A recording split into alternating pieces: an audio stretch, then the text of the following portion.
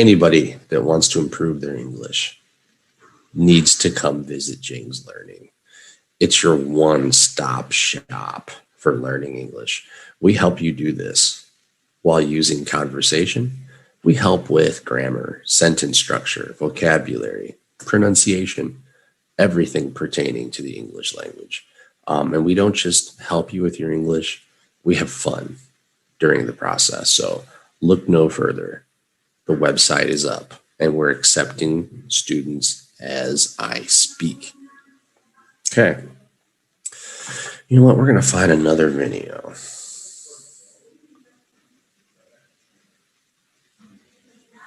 Let's see what we can do here.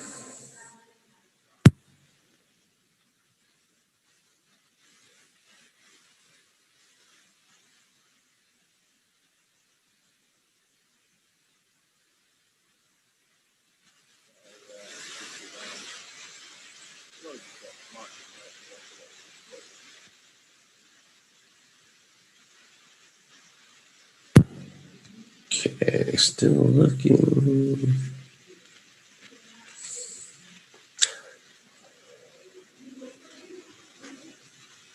Okay. I just don't want to give you guys one too long. Let's see. Domesticate animals, and they could finally stop moving. Okay, here we go.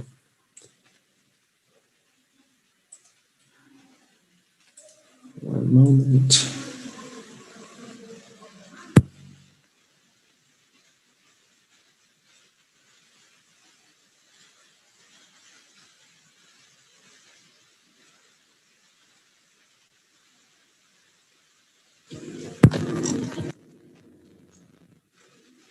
Imagine you wake up one day and there's no electricity, no money, no internet, and no work or school. Nothing you're used to. No, you're not in California when they shut the power off. You're not even in your own home because you've magically transported to the Stone Age. What could possibly happen next? Of course, your first reaction would be shock, but we'll move past that. Yes, indeed. Now you get to experience life Flintstone style. First, let's look around. This is your cave where you live with your family. Wilma's not there. You have your own sleeping area that's covered with animal skin. However, you might also live in a primitive hut supported by mammoth tusks and ribs with an animal skin over it as protection from the rain. Your morning routine won't include a quick trip to the bathroom to brush your teeth and a hot cup of coffee. And if you're wondering where the Stone Age people did their business, don't be surprised to find out it was basically anywhere outdoors. How convenient. So it's time to get out and explore the new old world. But hey, don't forget to put on your clothes. Nah, nothing comfy and trendy from the mall. Back in the day, humans used the skin of animals they hunted to create simple, rough loincloths. To make the skin more flexible, they had to chew it. Let's hope you already have an outfit for today and won't have to strain your jaws. Later, they began to smoke the skins to make them last longer and started making tunics. So, what about footwear? Scientists believe it appeared about 40,000 years ago. Take a small piece of animal skin and wrap it around your foot. Then stuff hay under the heel to create some kind of a sole. Voila, one shoe is done. Do the same with the other foot and let's go. Don't be scared. You won't face a giant mammoth right outside the shelter. Ancient humans were pretty smart and learned animals' habits because it was the only way to survive in the wild. So they chose caves or built huts in the safest places they could find. Now go down to the river and wash your face. Curious to know what you'd look like in the Stone Age? Peek at your reflection. See, you're not that much different from the modern you. Just your hair is a mess and you might be a few inches smaller with a more developed jaw because of the harsh diet. And look at those bulky muscles. That's what you get when your life is all about running and fighting with wild animals and hunting. Yeah. Yes, hunting is on your to-do list today. Just wait for it. But now it's time for breakfast. Luckily, you have some leftovers from dinner. Eggs, wild fruits, and berries. Sorry, no gas stove to cook the eggs. Want to try to do it on the fire? Okay, I'll help you. Find two small but sturdy and dry wooden sticks and rub them vigorously against each other. Longer, be patient. Oh, finally there's an ember. Good job. Now you can cook your breakfast using a stone as a frying pan. Need a fork? Way too early for that thing. See that seashell attached to a wooden stick? That's your spoon. Come on, the jungle is waiting for you. Thankfully, the ice age is long gone, so the weather is warm and lush greenery is in abundance. That's good for you, since you have to pick different edible plants, nuts, fruits, and wild grains. It wasn't until around 10,000 BCE that the Stone Age folks learned how to grow their crops and domesticate animals. And they could finally stop moving from place to place in search of best hunting grounds. Look, here are some grapes. Let's snatch them. But how do we gather grains, you're wondering? Well, allow me to introduce you to the Stone Age tools. By the way, the Stone Age got its name thanks to the tools that humans invented that were made of... You guessed it. Stone. Let me be your helper again. Here's a U-shaped stone sickle that knocks down the grain stalks. Time to bring everything you've collected to your camp. Now that the shock of time traveling has worn off, you notice that there are a few other huts near your dwelling. Those are your neighbors, Betty and Barney Rubble. The Stone Age folks usually united in groups of 20 to 50 and helped each other survive. Okay, Smart. you eat grapes and other fruits raw. But what can you do with the grains? To separate the grains from the husks, take a stone bowl and a small grinding stone and grind the grains.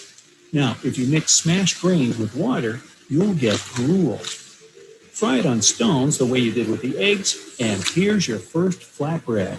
Yeah, it doesn't taste fantastic, but don't worry. We're like 15,000 years away from your favorite bakery. Is it dusk already? Brace yourself, my friend, because you're about to go hunting. I have some good news for you. You won't have to do it alone. The Stone Age people survived because they did almost everything together. So call up your camp neighbors and get ready. How would you feel living in such harsh conditions? Let me know in the comments. Oh, wait. How did humans communicate back then? At the very beginning of the Stone Age, they only used different cries and gestures to express their fear, joy, pain, or to alert the others about some danger. Later, they learned how to pronounce sounds using their teeth, tongue, and mouth. That's how both speech and language appeared, which made their life much easier and leveled up their teamwork. Of course, anthropologists have no clue how exactly their language sounded, since no written traces are left, and nobody left a tape. And what's a tape? More ancient technology. So you and your camp fellows need to take some special hunting tools with you. What are they? The first and most primitive things used for taking animals down were long, sharpened wooden sticks and just a big rock.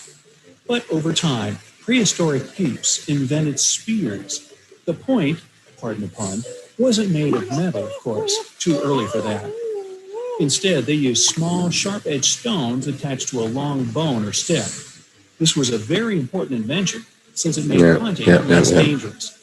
Their chances of staying alive were better because they didn't have to get too close to an animal and could hunt it from a distance.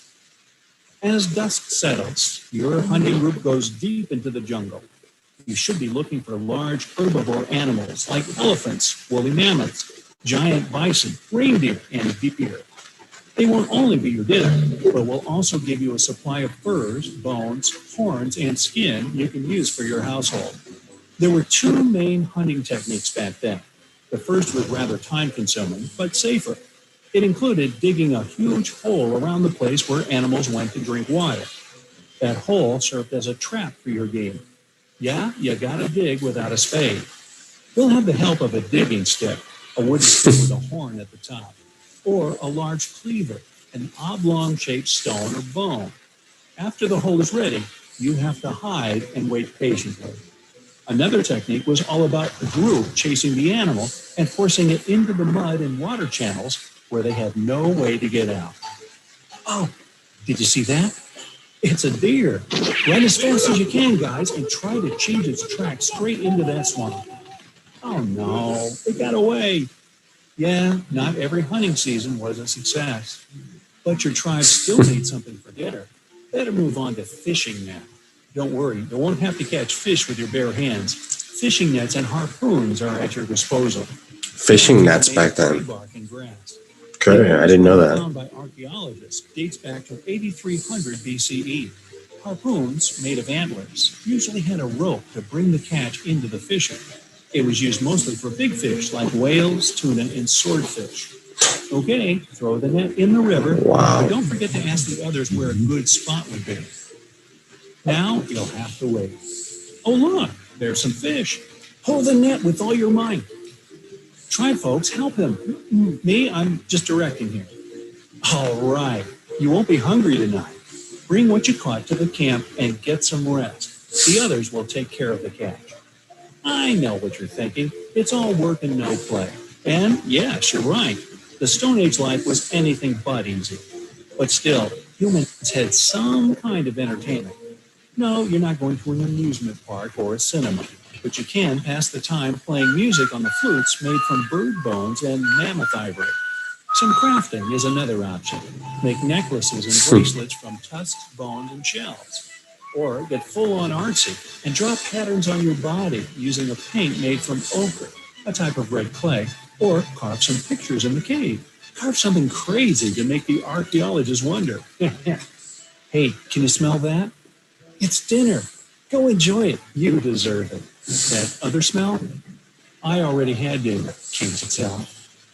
Hey, if you learned something new today, then give the video. Oof. Okay, so that proves my point. Pretty hard living in the Stone Age. Oof. Every day, just like that. Over and over and over. Oh, gosh. I can't imagine. I really can't. Okay, let's see. I want to talk about what they wore. Here we go.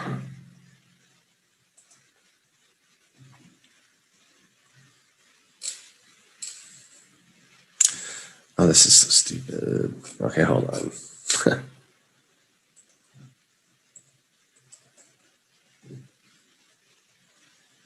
There we go.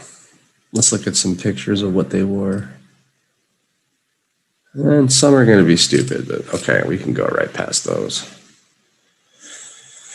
As you've seen in these videos, it's mostly clothing that's made from animal furs and skins. And it looks like they got a little creative sometimes. Okay, let's see.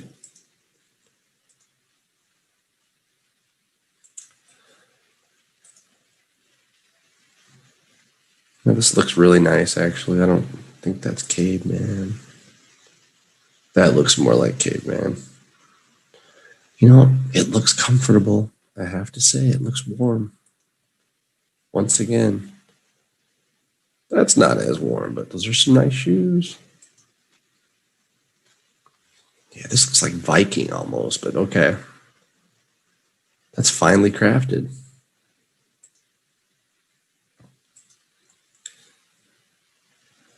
Yeah, that looks warm. Man, that would be a real pain to have to take that off and clean yourself and put it back on. I don't think they took showers very much. I'm just saying. Yeah, that's nice. That's warm.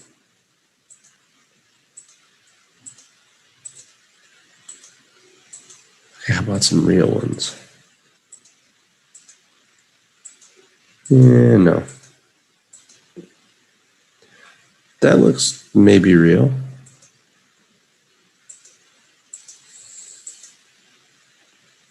That's too nice.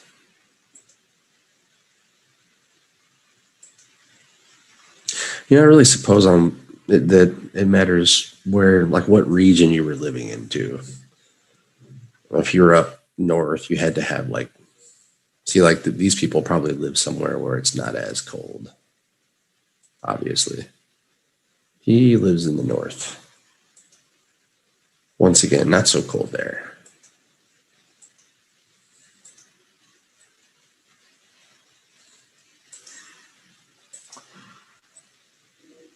Hmm. Look, it's real warm where he lives, huh? Only a leaflet.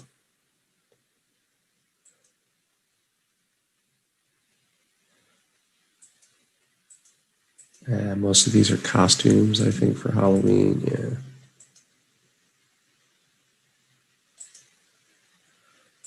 Nice. Yeah, pretty basic. I'd have to say just animal skins and fur. If you live where it's cold, you use a lot. If you live where it's warm, you don't use so much. Pretty basic philosophy there. Oh, I think one more video. I think we need to see the Stone Age. We have to see it, experience it.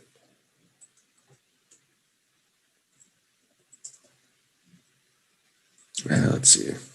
Let's look for the end of the Stone Age.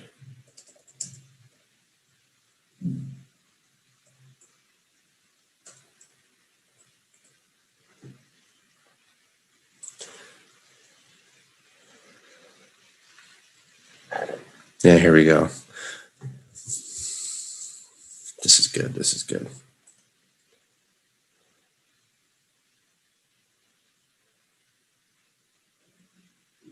Okay, almost there. I want to share. I want to share. I want to share. Okay.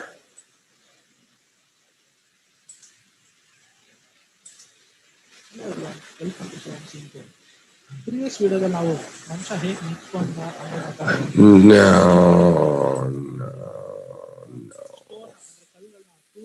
Did not know that it was not English. Sorry about that.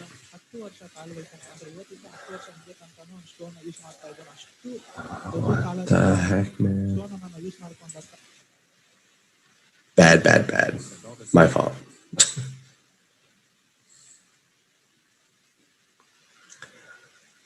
One second.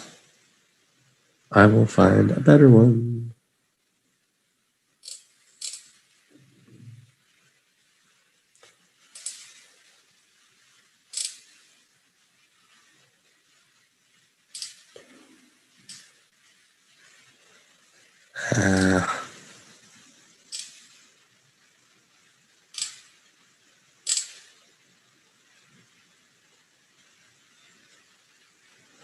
Doggone it. I should have looked for this earlier, so I had it ready. I apologize.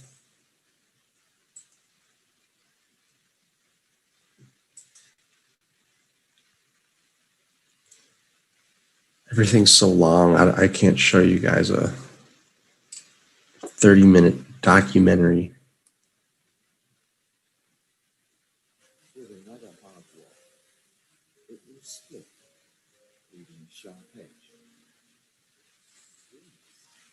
A large family group of around 20 living in a house.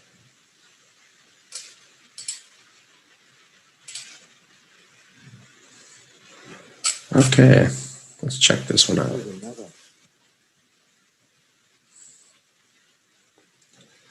A little 7-minute short video for everybody. Hi, Nancy.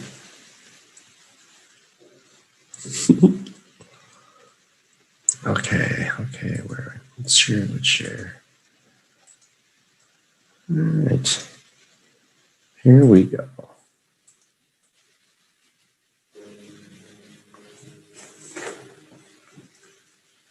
Life in Stone Age. Okay, this is what life was like in Stone Age Britain. It was split, leaving a sharp edge. This is called infinite. Stone Age I have so much respect for these cavemen. in shaping Really. make all Hi, Celia. Let me wave. those big tools are thousands of years old. But they understood the sharp as the day. There. First Stone Age people were hunter-gatherers. Very cool. Who lived long Cave art. homes were simple. Aha. This is the shelter that I saw here in Europe. at the ancient site that I visited, just like this one. Actually, a little better than that one. By the late Stone Age, these hunter-gatherers were living in permanent settlements. This allowed them to build big homes like these. A large family group of around 20 could live in a house like this. This is a copy of a house in Wales, dating back to around 5,000. Wow. Big house. A settled hunter-gatherer community like this could manage I always notice in these cave paintings, they have the endless spiral. They all do that. That was huge art. domesticated dogs were also living with the people Pets. and being used for hunting, protection, and companionship. Then, in 4000 BC, new people arrived in Britain, bringing the revolutionary skills of farming. In just 400 years, farming swept across every part of England, Scotland, and Wales. Farming changed The everything. farmers started by chopping down trees to make the existing open spaces bigger. They grew wheat and kept sheep, goats, and houses became smaller, square, and were grouped together in small hamlets. Mm-hmm. These settlements were linked by a network of roads and tracks, like this one, discovered near Mere, crossing the marshland of Somerset. Wow. The cavemen built roads. By 2500 BC, the countryside was Nancy, that's what we do at Jings. We help you with your English. Do not worry. We can help you. What do you know about what these Stone Age farmers believed? One thing we do know is that their ancestors were very important to them, and they believed in life after death. Near to Avebury in Wiltshire is the long, low mound of West Kent Longbarrow. This was built around 3600 BC. Nancy, I have personally worked with over 1,000 students with helping to improve English conversation. So we got you. No problem. Look no further than Jings Learning. Is 13 meters long, and the roof is held up by a massive slicing stone. Inside, it is cool and silent. At either side, Very nice construction of a house 5,000 years ago. at the dawn of the midwinter equinox, a flame of sunlight shines through the doorway and directly down their own chamber to light the darkness in this resting place of the dead. Thanks, Nancy. You have to have fun while you teach. The people seem to have changed their Talking about the Stone Age, exactly. They stopped making big chamber tombs for their ancestors. Everything related. Instead of their ancestors, special places in the landscape became It's been a very educational day, actually. Not just English, history. So for all you history buffs, today's your day. the biggest Prehistory. is here at Avebury in Wiltshire. There are two massive stone circles, so big that there is a village in the centre. Outside of the stone circle is a high earth embankment and inside ditch called a hedge. These were built between 3000 and 2600 BC. Leading out from there is an avenue of carved stones that was a religious pathway through the sacred landscape.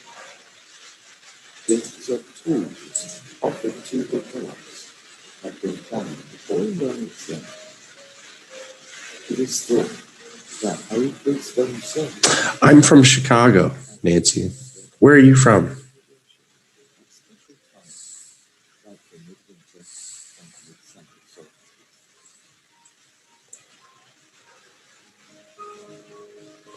Okay. Another great story.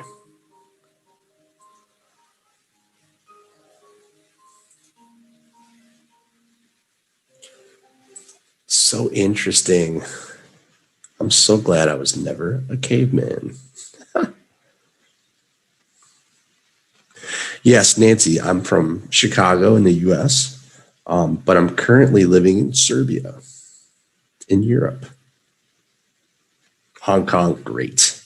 Great. Nancy, I have a lot of students from Hong Kong.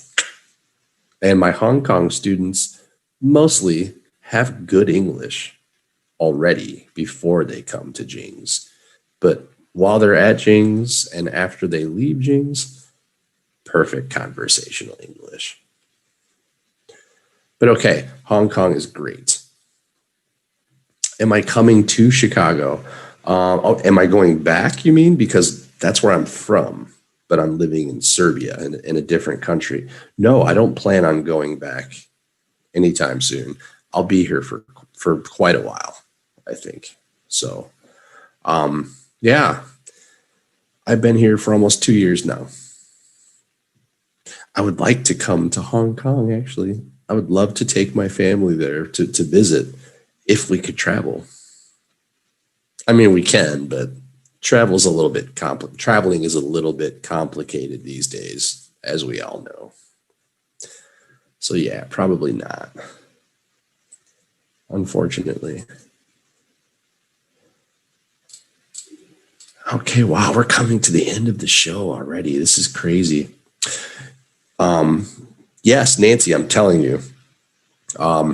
Check out the website. We'll leave a link on Instagram, YouTube, and Facebook. And check us out. I think you would definitely do well if you came and let us help you with your English. I mean, from what I see, you write English nicely. So to help you with conversation, it's not a problem. We can definitely do this. Okay, you know what? Here, let's see. One more little piece before we get out of here. One more video, just a short one.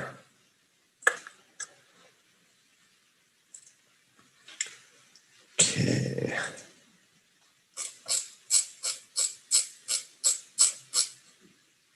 So many videos. You're very welcome, Nancy. Thanks for coming. And listen, if you ever want to just come to the show, we leave the Zoom number here on Instagram. Come on live. Talk to us. Okay.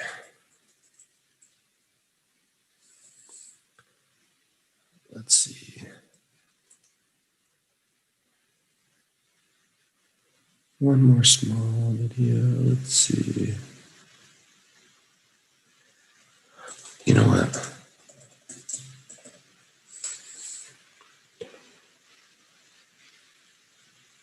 Well, let's check out some cave art before we get out of here. That sounds like fun.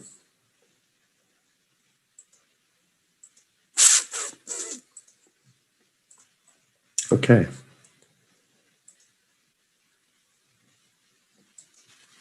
A little bit of wall cave art. And other large mammals once roamed alongside people across Eurasia. Tens of thousands of years later, we may have a glimpse into this Ice Age world through cave art left behind by early humans.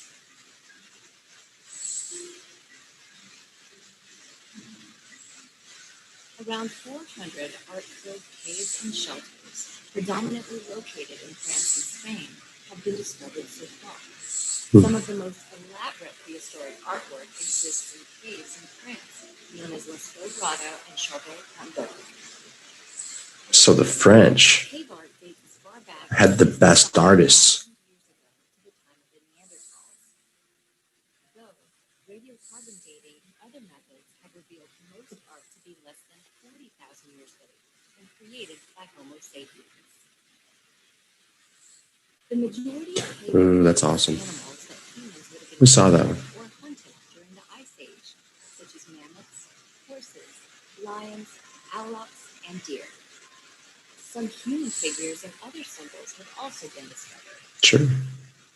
Cave paintings were mostly created with red or black pigments made from rocks. Some artworks were painted directly onto cave walls, while some were first engraved into the stone with tools. Occasionally, the artists would follow the natural contours of the stone walls to accentuate the animal's features. Ever since the late 1800s, people have debated the meaning and purpose of cave art. Some scholars think cave paintings were created by shamans who would go deep into caves and enter a trance-like state, drawing animals they encountered in the spirit world. Symbols repeated across artworks may indicate that those symbols had agreed upon meanings among the artists. Thus, perhaps cave art also represents the earliest form of craft communication. Wow. In reality, cave art may have been created for a variety of reasons. While we may never know with absolute certainty why cave art was made or the meaning behind individual paintings, these works give us insight into the evolving minds of our prehistoric ancestors and the world in which they lived. Absolutely. By one view, cave artists were prehistoric naturalists. Their detailed drawings Ooh, that's really nice. the appearance and behavior of animals that have long been extinct. But perhaps more significant, a part of our never-ending quest to find out who we are and where we came from, cave art may provide evidence of a time when humans were first able to etch their thoughts in stone.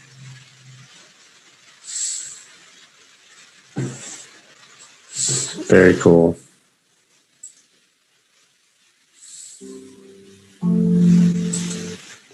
Okay. We've seen art, we've seen tools, we've seen hunting, we've seen the living conditions that these people had in the Stone Age. Wonderful. Very exciting. Very interesting. So, having said that, I think we're going to end the 43rd edition of Englishing with Jings. Once again, it's an honor to be your host, and we will have another fantastic subject for the 44th edition next Sunday, the 10th. So, we'll see you there.